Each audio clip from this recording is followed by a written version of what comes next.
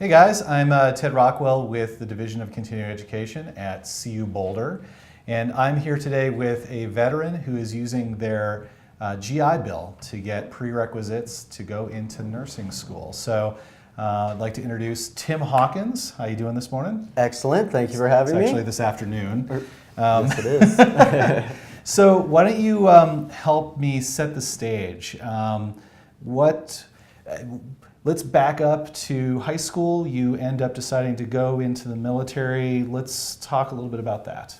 Okay, I grew up in Washington State, and in Washington State they have a running start program where you can attend community college classes in place of high school classes. And I graduated with my high school diploma, and then another semester I had an associate's degree. And then shortly after that I joined the military. Throughout the military I had a couple classes, gained some credits throughout that. And when I got out of the military, I wasn't near enough a bachelor's degree, but I also didn't have the prerequisites needed to enter a nursing program. So I decided I'm going to come to a beautiful campus such as the University of Colorado's, finish a bachelor's degree while simultaneously earning pre-nursing prereqs, and then eventually applying to a nursing program. So how did you get to the place of saying, hey, I'd like to become a nurse? What was your role in the military? I was a medic for my unit. It was a very long pipeline of training and medical training in which I was very fortunate and thankful to have, because it was all very interesting to me, and I felt like I was really making an impact with the stuff I was learning and training to do. And I knew that was something I wanted to pursue once I got out of the military, and nursing just seemed like the right fit. So how did you end up deciding to choose Cu-Boulder as a place to come? That is a slightly more complicated question. I grew up in Washington State primarily, but I moved a lot. And when I finally got out of the military and I was back in Washington State, I applied to a bunch of undergrad programs across the United States. Not knowing how it was going to go. I was still transitioning out of the military at this point, and I got into more of them than I anticipated, thankfully. And I was good friends with an alum from Cu-Boulder. She was a Colorado resident, Colorado native, and so we flew down to check out CSU and CU, two colleges that I got into. And CU left an impression on me, but I still kept trying other places, but I kept coming back to comparing those new universities to CU, decided to just go for it. So you've made kind of a decision about a path that you wanted to go down, and you've figured out where you might want to go to school. Help us understand what sort of emotions you're feeling at that point. Like, how did you feel anything about what it might mean to go from military service to university? The first thought that came was not a positive one when you asked that question. It was uncertainty. I had a lot of questions that weren't answered in the military. Things are a lot more straightforward, clear cut. You know your path, where you're heading, what you're doing for the most part. When I was making this transition, it was clouded with uncertainty, which I had to gain these answers myself when I was deciding these plans. And as things started to fall together and I started to understand certain parts of it, it became more real and more like, this could happen. I like this idea works, and you keep adding to it, keep working for it, and here you are in the middle of it. So what did the process look like for I want to go to CU, I'd like to engage with CU. What did that process look like? Who did you end up reaching out to, and how did you end up getting to the point where you're actually enrolling in classes? I would have to say I leaned a lot on the Office of Veteran Services here, which is a fantastic program. CU does very well helping out veterans. I was actually enrolled in a bridge program. It was the pilot version of the bridge program for veterans who have been out of the collegiate atmosphere or the educational environment, and they're returning back to it.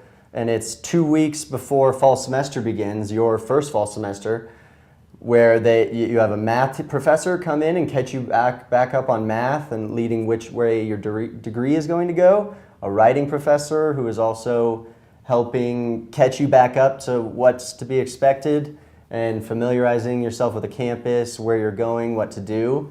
There's still a lot of uncertainty because it's still falling on you, but it's college. There tons of people do it all the time, every semester. It's very possible. It's not that hard. So what kinds of questions did you have when you got started? You're like, I'm feeling uncertainty. Think back to that. What kind of questions did you have? Most people base off their interests or what field they were in prior for what their major is going to be, which is certainly one of the proper ways to do it. But you don't know what all that entails. Like, oh, I want to be an integrative physiology major. What does that mean? You have to meet with your advisor to help inform you. Check out your audits. You have an audit system through your CU Hub, which can show you what classes are going to be needed, required, what classes are required to be taken before other classes. It really helps line up your path in the long term so you can start knocking it out in more digestible chunks as opposed to, I have all this to do and I don't know how I'm going to get it all done. That seems like good advice, is that you saw that you had a long-term goal, and if you just saw that, it might be an intimidating process. But what you're describing is something different. You had a strategy there of breaking things up into smaller chunks, right? Absolutely. If you're worried about your upper division credits when you're first beginning, if you're worried about organic chemistry or this or that, it's healthy to maintain a small level of stress when it comes to the more strenuous classes, but you have to get through Chem 1 and Chem 2 first, so you should focus your attention on short-term goals, accomplishing those to the best of your ability that will allow you to reach those longer-term goals. So as you're coming in, what did you think you would experience, and then how did that actually translate to what you actually then experienced? Personal admission, I fell a little into the stereotype of what college would be like. The more fun and wild atmosphere, which is also certainly still present in certain social circles, and that's what I was expecting coming into it. But you just, like, you have to hunt that out to find it if that's what you want. That's really how any type of environment is at college, or how it is for me. If I want to be like studying really hard, focusing on extracurriculars and this and that, there are groups of people, there are programs, there are clubs, there are activities for you to get involved into anything you would like to get into. And I wasn't prepared for that, but it certainly makes it a lot easier because you can focus on what you enjoy, what you like better, what your major is focused towards, or what you're going to do for your career, as opposed to just, here's all this, do it all, etc. Well, that sounds like good advice for even things beyond college. So let's talk about your accelerated path. You're trying to get into a nursing program. You're coming back to essentially get degree, but at the same time prepare yourself for a new nursing program, get into a nursing program. Mm-hmm. Why don't you tell us a little bit about what that looks like and the strategies you're employing right now to be successful there? Okay. Like I said, I had a 2-year degree and some extra credits on top while I was in the military, but I did not have the prerequisites required to go into a nursing program. So the original idea was to go to a college, community college or whatnot, spend a year or so gaining these prerequisites needed, then applying, but it didn't seem like that would be the most efficient use. I might as well get a bachelor's because I'm decently close to that, while simultaneously attaining these prereqs, and then after that applying to a nursing program. And the main thing I was focusing on was my GI Bill. I earned a GI Bill, which is 4 years of education paid for, and I wanted to make the best use I could of that. So I'm trying to graduate with my bachelor's and get my prereqs done as quick as possible to still have as much left over as I can to also help pay for the nursing program. So I didn't want to dilly-dally at all through my classes and whatnot. I wanted to focus, get out of the military, become a full-time student, and try my best. So each of my semesters have been packed full of everything I need, especially the classes that are tiered, where you need to take this class before you can take this, before you can take this. those are the most important to cram in. And one of the ways in which I was doing this very well was continuing education. If taking 6 classes on campus, 6 different classes where you need to be in a different classroom for a certain amount of time with associated labs, of course, would be a killer even for someone who is unemployed and just focusing completely on school. Continuing education allowed me to take some online classes to supplement all the classes I was taking on campus, and it makes it a lot simpler, a lot easier to prioritize your time. How did you find out about continuing ed? A lot of people end up, not thinking that continuing ed applies to them somehow. How was it that you heard about continuing ed, and how did you come to us? I believe it was my advisor. I was talking and I brought it up to her, the issue of, man, I just have too many classes, or my Mondays and Wednesdays are going to be intense, and by the time I get to that fourth class in the day, I'm going to be cognitively drained, and it almost won't be worth going. And she recommended we do have online classes through continuing education. We can check out a few of them. Even if they're not for your specific major, they have countless classes that can help with prereqs, help with knocking things out that would typically be more difficult if you had to go through a class on your day-to-day troubles, if that makes sense. Yeah, I think that does make sense. So you've already mentioned that veteran services on this campus is pretty good. Maybe you can help with some anecdotes about what that looks like. What's different about coming back to college from being in service, and then how does, say, Veteran Affairs, Veteran Services on the campus and continuing ed help with that transition? I guess I could start with isolation. It's not intentional, and nobody's doing it out of spite or any negative reasons, but coming back and your age, you're a little older, you don't fit in as well with the typical average age college kids, especially freshmen, which is where a lot of veterans start at. So being connected through the Office of Veteran Affairs helps find like-minded also veterans, but also they have countless programs that help you assimilate into like the normal collegiate atmosphere, which makes you feel a lot more, accepted. Not that there's any lack of exception in the first place, it's just that program really allows social circles to open up for you, and through those social circles you find friends naturally, and organically meeting somebody is the best way to do it. So how does the experience that you have help you when relating to some of your classmates who maybe didn't serve in the armed forces? Do you bring a unique perspective to the classroom? I believe I do. One of which we discussed a little earlier about stress management. Sometimes in class you'll overhear a kid or a student or whatnot that got like an A- or a B on a test, and they're pulling their hair out, stressed out, upset over it. It's like, calm down. It's just a test. Life is going to go on. You should better use this time to learn, focus, review on your test, and then do better for the next one. Just make positive changes.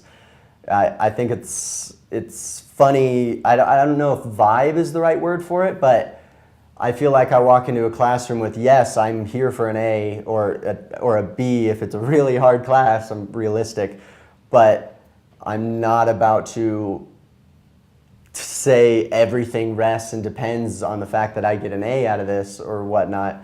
Try your hardest, focus, and the results will show based on how hard you worked. So you chose nursing. You're a medic in the military. You chose nursing. Why did you choose nursing? What do you expect to get out of that? Nursing, specifically for me, I've had a lot of friends that are nurses, and I'm semi-familiar with, I don't know if hierarchy is the right word for it, but the ranking, that's just a synonym of hierarchy, the ranking of from nurse and NPs, PAs, doctors, etc., and where they all fit into the environment of healthcare. I found nursing to be very approachable for me, and also very consistent and varied in day-to-day activity. I you get different patients. Sometimes, depending on the job, you'll have longer term roles, longer term patients, and sometimes you'll shorter and more varied. Also depends on where you work. I like the idea of day-to-day impact on multiple people for different reasons, shedding a positive light and helping through that. Not that the other positions do not do that, but nursing also fit very well into this plan that I devised for budgeting constraints, budgeting and time constraints, and I feel like it's very applicable to some of the skills I learned and gained while I was in there. I wasn't acting anywhere near in the position of a doctor, but I was acting a lot closer to an RN. What aspects of your personality fit into becoming a nurse? It sounds like what you're describing is a kind of a central role, a hub, if you will, for how that works. How do you see yourself in that role? What do you bring to it? I mean, I'm not currently a nurse now. I don't want to step on any nurse's toes, but I feel that I feel that I take a lot of, I very much am happy when I make other people's lives better, and nurses can do that on a day-to-day, regular basis. I work very hard consistently for a long period of time, and then I like a rest, as opposed to like work hard, rest, or having shorter work days. Nurses typically have a longer work schedule, very hard, typically like 3 12-hour shifts, 4 12-hour shifts, switching days to night, etc. And then you have a day or two off, depending on where you work and whatnot. I feel like that goes along really well with my work ethic, that be there, work hard, get it all done, do what you need, keep working, and now you get a break, as opposed to a more relaxed atmosphere. Excellent. Well, thank you for answering that question. It's almost like a job interview question or something. Like, oof. Sorry about that. Well, we have a couple of questions from people out there at Facebook Live. Okay. Let's see. We have a question here from James. Is there anything you wish someone had told you before enrolling that would have been helpful coming from the armed forces? Coming from the armed forces specifically, housing. I think housing can either be a massive headache, a huge pain, not just initially when you're finding it, but if you don't find a good fit, it'll be a pain for the next year or however long your lease is. So do whatever you can, do the best you can to try to get to know people, get to know your potential future roommates or this or that, the location of the house, talk to locals and whatnot. Get that housing situation settled, lease signed, and plans for how you're going to move your stuff. Then start really digging into more collegiate specific, signing up for classes, this and that. A good housing situation makes everything else work better because it is your hub. This is a question from Emily, and if you can't answer this, punt it to me. Do I need special permission to take online continuing ed courses, or can anyone take them? I believe anyone can take them. The GI Bill has some limitations in regards to this. I believe you have to be taking either half of a full course load, which is 12 credits here, or more, and then you can have online classes and the GI Bill will pay for it. But don't quote me on that. I know you need to have a significant amount of in-person classes before you can start taking online classes. Well, and a follow-up question that's coming in from Sarah here that's related to that is, was it difficult to navigate using your GI Bill for continuing ed classes? I would say in a typical environment, it does provide a few more technical difficulties, but the Office of Veterans Affairs here is so good at handling the slight tuition changes between in-person and continuing ed online classes that you barely notice it as a veteran on this side. Your bills are slightly different, and as you register your classes, you're going to expect that to show up, but they help you through it, and it's basically the same. Okay. So based on the experience that you've had to this point in your life, what do you understand about education that maybe most people don't? Oh, geez. I don't know if I know anything that most people don't. But and this will be funny coming from a medically inclined, your health, it's so applicable in education every day, how much sleep you have, how much water, eating right and exercising regularly. A lot of these things, especially in undergrad, is taken for granted or neglected, which also we're young, this is the time to have fun and whatnot. But when it comes to the impact on your studies, there's countless research that pitfalls in any one of those realms will and can impact your performance, GPA, etc., how well you feel. And so if you could just dedicate a little more of your self-control to getting a little more sleep or eating a little more, or maybe just noticing which one of those is worse for you, like, oh, I only get 4 hours of sleep a night because I'm pulling all-nighters all the time. Those all-nighters are not going to be as effective way of studying and retaining information as if you slept 7-8 hours a night, had a regular sleep cycle, etc. Excellent. So we've been talking a little bit about tips specific to former military veterans. Maybe we could have a summary of what sort of wisdom would you share with other veterans who are just starting their academic journey or thinking about starting an academic journey?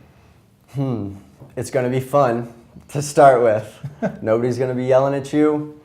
I haven't been forced to do push-ups in a very long time. But no, in real talk,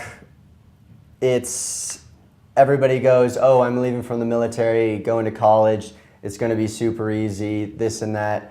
Don't underestimate the cognitive difficulty aspect of it, because yes, if you may have been had discipline instilled in you, and you've practiced self-control and this and that through your military career, coming out into this, it's the same as anything. You have to focus, you have to pay attention, and the earlier you line things up, the better things are. Because as veterans and in the military, things are pretty lined up, like you know where you're going to be at 6 a.m., you know what time chow is, you know this and that. The better you line things up through not just your day-to-day, but your semester to semester, your schedule at large, everything's going to be much simpler, much simpler. Excellent. I'm sure that's really good advice for pretty much anyone too, right? Dang, veteran specific is difficult to hone in on. Well, no, I mean, I think that what you're doing is bringing, advice that is specific to an experience, but that others can see themselves in too. Fantastic. So what's next for you? I mean, you're obviously, so you're where, third semester of hopefully 4 semesters? Yes. Why don't you explain a little bit about what I'm trying to say there? You'll say it better than I just did. Where am I in the... Yeah, so when will you graduate? Oh, okay. Yes, I plan on graduating at the completion of next semester, spring 2019. That was the plan, to graduate in less than 2 years. So then if I get into an accelerated nursing program, which is only a year, I'm good. And if I don't get into an accelerated, I get into a more traditional 2-year program. My GI Bill is still bouncing around, covering almost all of it. But a lot of nursing programs have different prerequisites required to gain entry or to even apply. And right now I'm still on the lower end of fitting that pool of prereqs. Some colleges are open to me after spring of 2019. But if I do not get into those colleges, because I mean they're very competitive, nursing programs are not a joke, and when they're initially looking through, they say they have 10 plus applicants per slot, and you're stacks of paper at that point, and they have to do their best to decipher who that slot goes to. If I'm not one of those lucky people, I will extend to gain more credits, more specific prerequisite credits for certain nursing programs. Like back where I'm from, there's a nice nursing program, or a few others. So either I'll graduate in spring and start a nursing program directly after, or I delay graduation to get a couple more prereqs over the summer, and then I can apply to a whole host more of nursing programs. Well, that's really exciting, and it's really been a pleasure to talk to you here today. Thank you so much for your service. Never forget. Thank you for your support. Thank you. Thank you all for tuning in to our Own Your Journey conversation with Tim Hawkins. Make sure to tune in to our next Own Your Journey conversation next month in December. Check our Facebook for that time and date. And make sure to follow up on YouTube. We have all of these conversations along with longer form videos as well for you to tune into to learn more about what it means to engage with continuing education. Thank you very much.